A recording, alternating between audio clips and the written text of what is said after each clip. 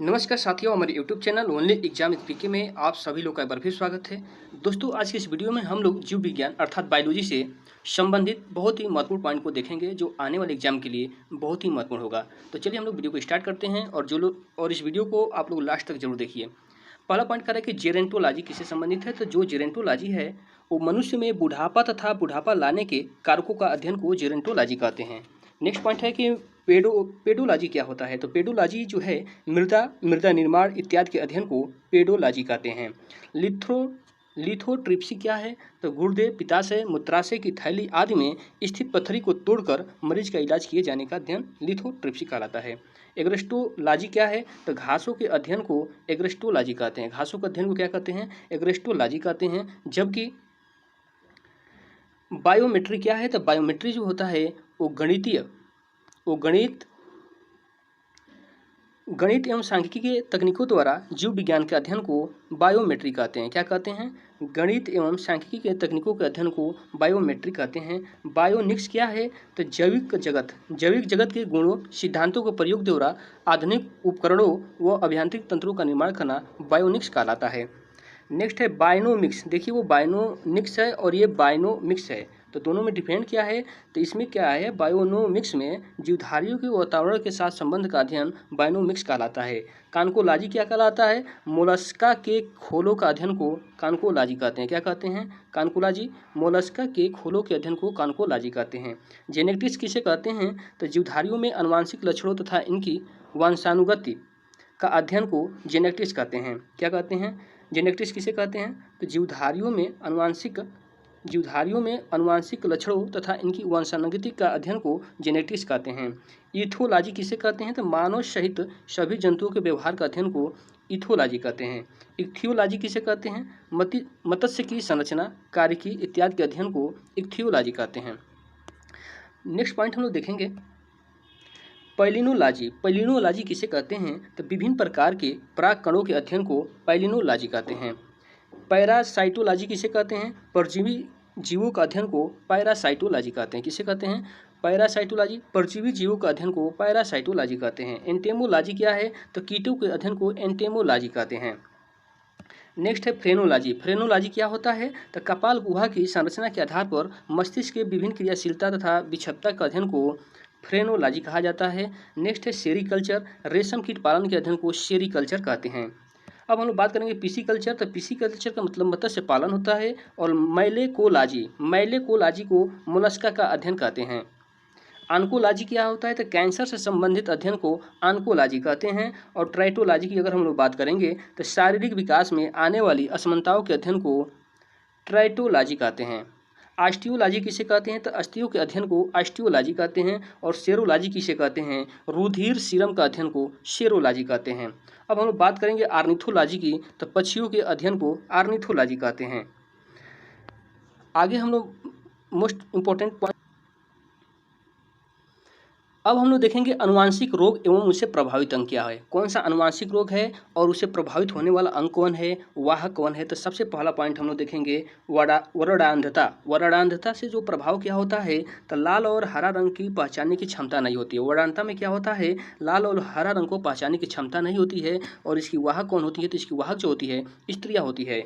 अब हीमोफीलिया की हम लोग बात करेंगे तो जो हीमोफीलिया है, रक्त का थक्का इसमें नहीं बनता है और इसकी भी वाहक कौन होती हैं, तो स्त्रियाँ होती हैं। टर्नर सिंड्रोम क्या होता है। तो टर्नर सिंड्रोम से बाजपन होता है। किसमें, स्त्रियों में बाजपन टर्नर सिंड्रोम रोग से हो जाता है। अब हम लोग बात करेंगे क्लाइनफेल्टर सिंड्रोम क्या होता है। तो पुरुषों में नपुंसकता आ जाता है, किससे, क्लाइनफेल्टर सिंड्रोम से। अब हम बात करेंगे डाउन सिंड्रोम से क्या होता है। तो डाउन सिंड्रोम से जो प्रभावित होता है, मंदबुद्धि हो जाती है, आंख टेढ़ी हो जाती है, जीभ मोटी हो जाती है और गैर अनुपातिक शरीर ढांचा बन जाता है। किसकी कमी से, डाउन सिंड्रोम रोग के कारण। नेक्स्ट हम लोग देखेंगे प्रमुख जीव एवं उनके गर्भाधान काल की अवधि, यानी कि जीवों की जो गर्भाधान काल होता है लगभग कितने दिन का होता है। तो उस चीज़ को हम लोग देख लेते हैं, कभी कभी एग्जाम में पूछ देता है। तो मनुष्यों की अगर हम लोग बात करेंगे तो मनुष्य का जो गर्भाधान अवधि होता है 270 दिन का होता है। कितने दिन का होता है, 270 दिन का होता है, लगभग 9 मंथ का। गाय की जो गर्भावधि काल होता है 280 दिन का होता है। गाय का कितना होता है, 280 दिन। भैंस की बात करेंगे तो 310 दिन का होता है। और हाथी की बात करेंगे तो 620 दिन का होता है। बकरी की 150 दिन का होता है। भेड़ का जो गर्भावधि काल होता है, भेड़ की बात करेंगे तो 150 दिनों का होता है। सूअर का 115 दिन का होता है। कुत्ता का 61 दिन का होता है। और खरगोश का जो गर्भावधि काल है 31 दिन का होता है। और घोड़ा का 340 दिन होता है। और चूहे का 21 दिन का गर्भावधि काल होता है। अब हम लोग बात करेंगे कि शेर की जो गर्भावधि काल होती है 110 दिन की होती है। और नीली हवेल की जो गर्भावधि काल होती है 360 दिनों की होती है। इस तरह से हम लोग इतने पॉइंट को कवर कर लेते हैं। फिर नेक्स्ट पॉइंट है पौधों में तत्वों की कमी से उत्पन्न होने वाले रोग को हम लोग देख लेते हैं। पौधों में तत्वों की कमी से होने वाले रोग हैं, कौन से रोग होता है और किस तत्व की कमी से कारण होता है। तो चुकंदर का जो हार्ट राट रोग होता है वो बोरान की कमी से होता है। सेब में जो आंतरिक काग होता है वो भी बोरान की कमी से हो जाता है। नींबू का जो डाईबैक रोग है वो तांबा यानी कापर की कमी के कारण उसमें डाईबैक रोग हो जाता है। पत्त गोभी में व्हीप टेल रोग किसके कारण होता है। तो मॉलिबेडनम के कारण पत्त गोभी में व्हीटल रोग हो जाता है। नींबू में लिटिल लीफ रोग किसके कारण होता है। तो जस्ता की कमी के कारण हो जाता है। और धान का जो खैरा रोग होता है ये भी जस्ते की कमी के कारण होता है। अब हम लोग बात करेंगे फूल गोभी में जो ब्राउनिंग रोग होता है बोरान की कमी के कारण होता है। धान व लेगुमिनस पौधों में पुनः ग्रहण रोग हो जाता है वो तांबा के कमी के कारण होता है। अब हम लोग बात करेंगे वनस्पति विज्ञान से संबंधित कुछ महत्वपूर्ण तथ्यों को देख लेते हैं जो आपसे एग्जाम में बार बार पूछा जाता है। तो इस पॉइंट पर कुछ जरूर पढ़िए। कह रहे कि सबसे बड़ा आवृत्ति बीजी पौधा कौन सा है। तो जो सबसे बड़ा आवृत्ति बीजी पौधा होता है वो यूकेलिप्टस होता है। क्या होता है। यूकेलिप्टस होता है। विश्व का सबसे लंबा वृक्ष कौन सा है। तो विश्व का जो सबसे लंबा वृक्ष है वो सिकोया है जो अनावृति बीजी पौधा होता है। कौन है विश्व का सबसे लंबा वृक्ष। सिकोया है। अब हम लोग बात करेंगे सबसे छोटा आकार में आवृत बीजी पौधा कौन सा है। सबसे छोटा आकार में आवृत बीजी पौधा कौन है। तो बुल्फिया ग्लोबोसा है। कौन है। बुल्फिया ग्लोबोसा है, याद रखिए। और सबसे बड़ा बीज किसका होता है। तो लोडोसिया। सबसे जो बड़ा बीज है वो लोडोसिया बीज है। कौन सा है। लोडोसिया बीज सबसे बड़ा बीज होता है। सबसे बड़ा पुष्प की बात करेंगे तो जो सबसे बड़ा पुष्प है वो रफेल्सिया ओर्नोल्डाई है। कौन है। रफेल्सिया ओर्नोल्डाई है। सबसे बड़ा पुष्प कौन है। रफेल्सिया ओर्नोल्डाई है। अब हम लोग बात करेंगे कि सबसे बड़ा बीजांड कौन है। तो साइकस जो है सबसे बड़ा बीजांड है। सबसे छोटा बीज कौन है। तो आर्किड जो है सबसे छोटा बीज है। सबसे छोटा बीज कौन है। आर्किड है। और सबसे बड़ा बीज लोडोसिया है, याद रखिए। सबसे छोटी कोशिका कौन सी है। तो दोस्तों जो सबसे छोटी कोशिका है माइकोप्लाज्मा होती है। कौन होती है। माइकोप्लाज्मा सबसे छोटी कोशिका होती है। अब हम लोग बात करेंगे सबसे कम गुणसूत्र वाला आवृत बीजी पौधा कौन सा है। सबसे कम गुणसूत्र वाला आवृत बीजी पादप है हैलोपेप्सस ग्रैसिलिसी। कितना है। 4 होते हैं। 2n=4 के बराबर होता है। सबसे ज्यादा गुणसूत्र वाला आवृत बीजी पौधा कौन है। तो ओफियोग्लोसमा है। कौन है। ओफियोग्लोसम है जिसमें 1266 गुणसूत्र पाए जाते हैं। और सबसे बड़ा ब्रायोफाइटा कौन है। तो डायसोनिया है जो सबसे बड़ा ब्रायोफाइटा है। कौन है। सबसे बड़ा ब्रायोफाइटा डायनोसोनिया है। अब हम लोग बात करेंगे कि सबसे ज्यादा गुणसूत्र वाला, तो अभी पढ़े ओफियोग्लोसम होता है।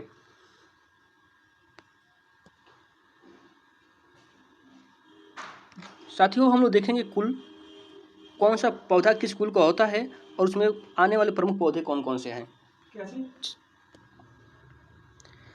तो सबसे पहले हम लोग देखेंगे ब्रैसिकेसी या क्रूसीफेरी। क्या है। कुल का नाम है ब्रैसिकेसी या क्रूसीफेरी। क्या है। ब्रैसिकेसी या क्रूसीफेरी। तो इसमें कौन कौन से पौधे आते हैं। तो सरसों, मूली और सलजम आते हैं। कौन कौन से आते हैं। सरसों, मूली और सलजम किस कुल में आते हैं। तो ब्रैसिकेसी या क्रूसीफेरी कुल में सरसों आता है, मूली आता है और सलजम आता है।